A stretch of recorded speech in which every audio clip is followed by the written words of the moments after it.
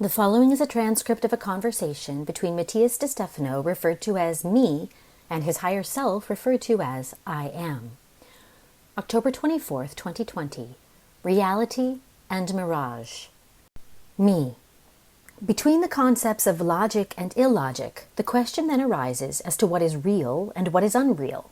If the mind is the pulse that creates, and the emotion is the impulse that the mind receives to understand itself through experience, then everything is a reflection. Everything is something mental, something unreal that is not really there. So, what is real? I am. Reality comes from the Latin res, which means thing.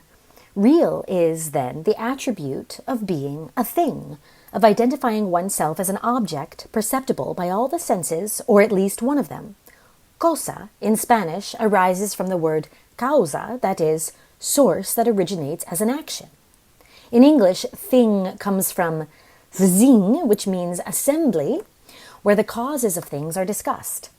As you will see, the concept of reality ceases to be something tangible to become a collective agreement, an idea generated about a cause. Reality ceases to be the tangible to become the consensual, which comes from the word consensus from Latin, with sensation, with meaning, with sensory capacity. That is, reality is nothing more than the assembly of different people who analyzed the common sensations arising from the same cause. The rule of three states that if three different people from different angles perceive the same sensations, the cause becomes an object, and therefore happens to have character and quality of thing, that is, of reality. Me. This completely changes what we consider real. I am. Reality is a mirage. When you go through the desert, the heat generated by the energy of the photons of sunlight is reflected on the crystals and minerals that make up the sand, which reflects the light in different directions, becoming distorted in the vapor of the air. Sand is the basis for creating a mirror, so it works in nature itself. The sensation it produces is that of a reflection of the sky flowing in waves like water, creating the perception that there is an oasis. However, no matter how far you walk, you will never reach it. Mirror comes from the word specchio, which means to look at, also from the Latin meaning to admire, origin of the English word mirror.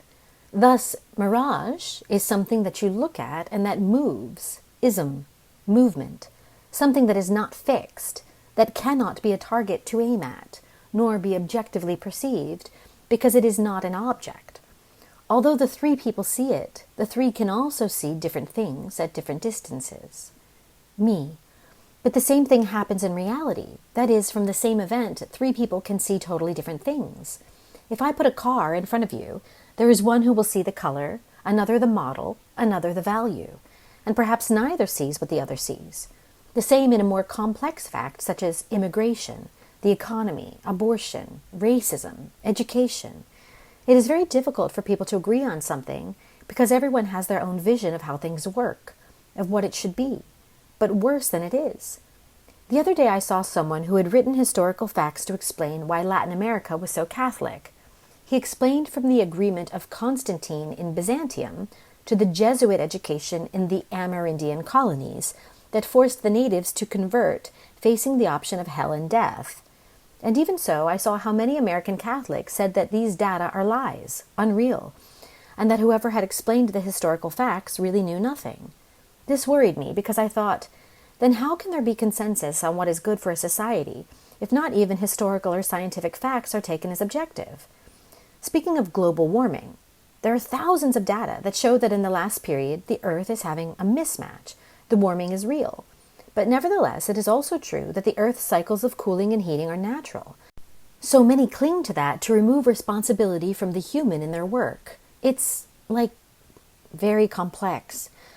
If everything is illusory, if everything starts from a mirage and what is real is a consensus, how can a consensus be achieved in a society so divided? I am. You can't. Me. But there has to be something that leads us to an order. I am. Yes, of course. They are called laws, civil codes, social justice, democratic community consensus. Me. But something else, I don't know, spiritual? I am. Oh no, there isn't. Me. I don't know whether to laugh or cry. I am. Well, I'll try to be more didactic. What is normal? Me. What we interpret as a goal in life, what is common, what everyone accepts as logical.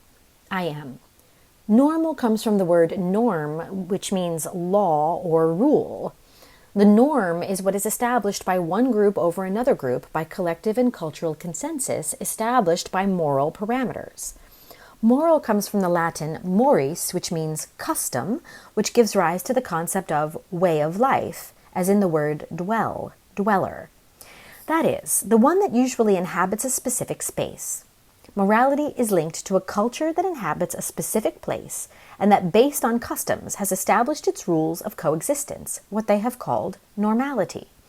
But normality is different for each territory according to its customs and geography. For this reason, the more a people grows, creating a kingdom, country, empire, colony, covering too much territory and too many people, it needs to establish a common standard of coexistence and creates the civil code, the law, and the Constitution as ways to establish that moral normality. Why does he do this? To maintain order among so many differences.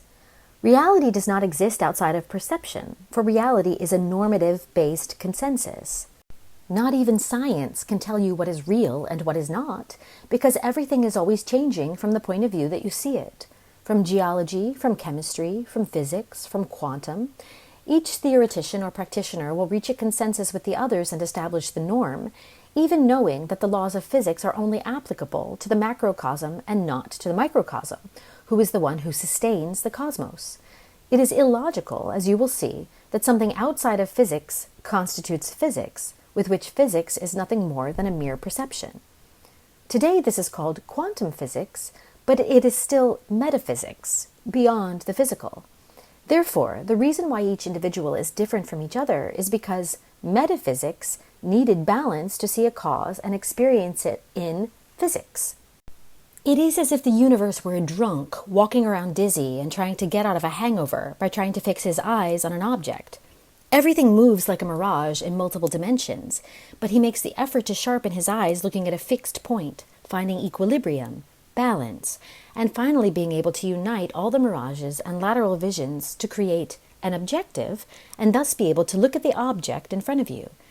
Every living being that is capable of admiring existence is like an eye in this great drunk that you call the universe, intoxicated with sensations and ideas. Everyone sees something different, and they try to find a consensus among themselves that allows them to put together the reality. They do it through regulations that will end up being called normality. So you can't make everyone come to their senses and accept a view because maybe yours is wrong too. Don't waste time trying to change someone's vision. Use your time and energy to empower their vision by expanding it. Me. That's the key. Broaden the vision. How? I am. Well, by making your point of view useful. Wanting to change the point of view of another person is a fight that will end in a defeat on both sides, or in feeding the selfishness of one of the parties that went out of itself to invade the presence of the other. The only way to achieve practicality is in praxis, in action, in giving the possibility of doing something good with it. We are not in the third dimension to talk about utopias. In the third dimension we act, do, plan, and manifest. You can't pretend to change someone's perspective, but you can give them the option to test the usefulness of their point of view. If it is not applicable, if it is not useful to others, if it does not generate a common good, then it ceases to be based on consensus and becomes involutionary, which sooner or later will disappear by nature. Me. I understand. It makes sense. If what I think is not useful to the world, is not applicable in the practicalities of life for other people, or if my action is devastating for the common good, then my point of view is destined to be extinguished. But why, for example, has racism prevailed as a recurring idea for thousands of years? Is it perhaps a useful idea? Its practicality? I am.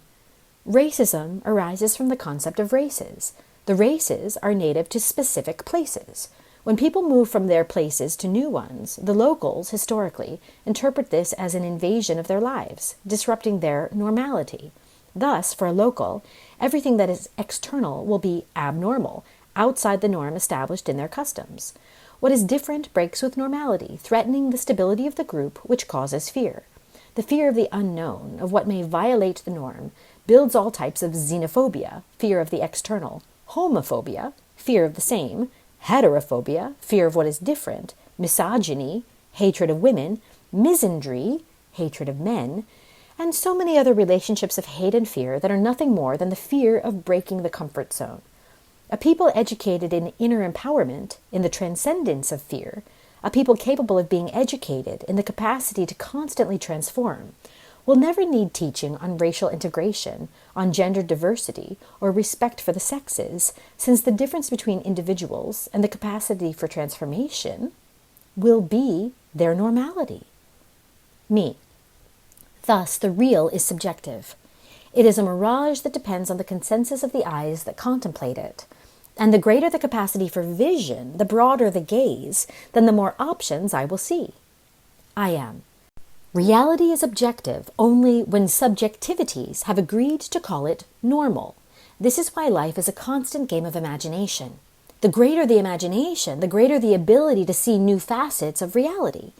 What we sometimes consider a deception, the illusion, is nothing more than the ability to immerse oneself in the game, since its origin is the same as that of the word playful, from the Latin ludo, game.